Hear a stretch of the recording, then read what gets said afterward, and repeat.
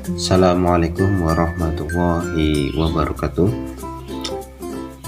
Perkenalkan, nama saya Muhammad Hanan dari kelas C4 IPS dengan nomor NIM 2010910085. Pada kesempatan kali ini saya akan mempresentasikan mata kuliah media pembelajaran IPS dengan subbab yaitu keunggulan dan keterbatasan antar ruang dan pengaruhnya terhadap kegiatan ekonomi, sosial, budaya di Indonesia dan ASEAN. Sebelumnya yaitu ada tujuan pembelajaran. Di sini dari tujuan pembelajaran ada yang pertama menjelaskan keunggulan dan keterbatasan antar ruang serta peran pelaku ekonomi dalam perekonomian. Yang kedua, mendeskripsikan perdagangan antar pulau atau antar daerah. Yang pertama, keunggulan dan keterbatasan antar ruang dalam permintaan dan penawaran. Kebutuhan dan permintaan dapat tercipta berdasarkan ruang.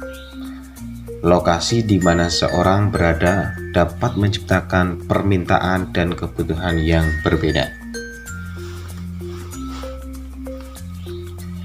Keunggulan dan keterbatasan antar ruang dalam permintaan dan penawaran itu di wilayah Indonesia memiliki potensi kekayaan sumber daya alam. Keunggulan ini menawarkan peluang ekonomi yang menjanjikan.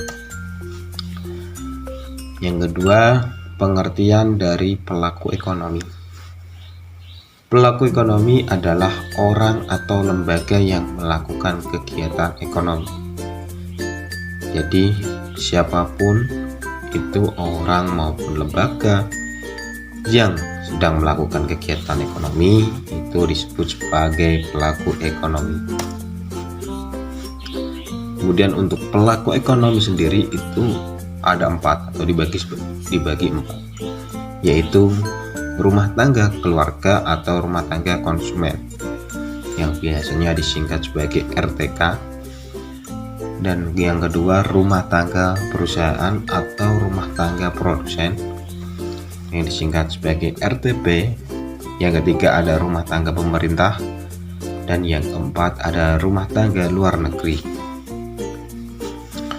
Selanjutnya, pengertian perdagangan antar pulau atau antar daerah. Sebelumnya, pengertian perdagangan itu apa? Perdagangan atau perniagaan adalah kegiatan tukar-menukar barang atau jasa atau keduanya yang berdasarkan kesepakatan bersama, bukan pemaksaan. Dan sedangkan pengertian perdagangan antar daerah atau antar pulau merupakan perdagangan yang dilakukan oleh penduduk atau lembaga suatu daerah atau pulau dengan penduduk atau lembaga suatu daerah atau antar pulau lain dalam satu batas wilayah negara atas dasar kesepakatan bersama. Kemudian, tujuan perdagangan antar pulau. Yang pertama, yaitu memperoleh keuntungan. Dan yang kedua, memperluas jangkauan pasar. Selanjutnya, faktor pendorong dan manfaat perdagangan antar pulau atau antar daerah. Yang pertama ada faktor pendorong. Untuk faktor pendorong sendiri yaitu ada 2, yaitu perbedaan faktor produksi yang dimiliki.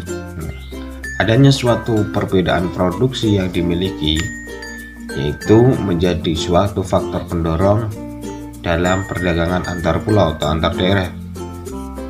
Untuk faktor pendorong yang kedua yaitu perbedaan tingkat harga antar daerah. Selanjutnya, manfaat perdagangan antar pulau. Yang pertama, menyediakan alternatif alat pemuas kebutuhan bagi konsumen. Yang kedua, meningkatkan produktivitas. Dan yang ketiga, memperluas kesempatan kerja bagi masyarakat. itulah tadi materi yang dapat saya sampaikan. Semoga bermanfaat, kurang lebihnya mohon maaf. Wassalamualaikum warahmatullahi wabarakatuh.